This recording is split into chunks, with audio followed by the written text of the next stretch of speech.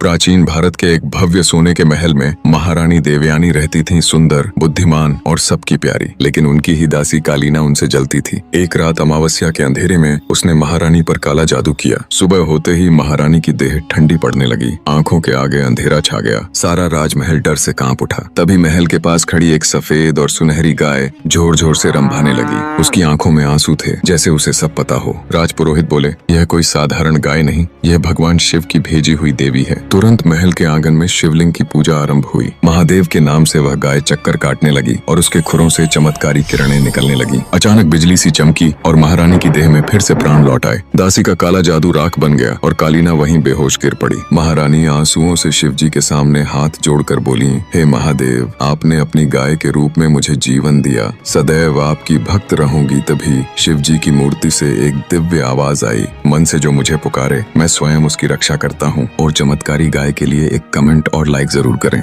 एक बीवी बहुत बीमार थी।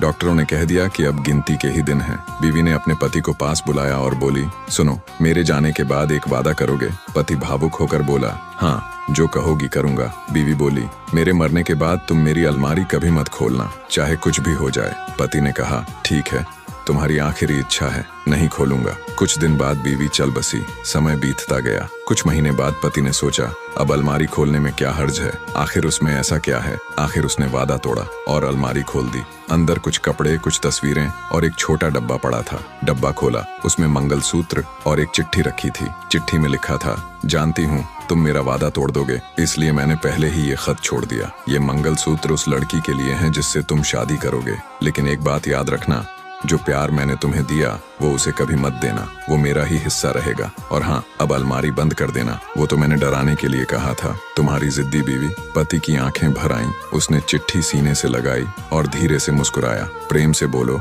राधे राधे।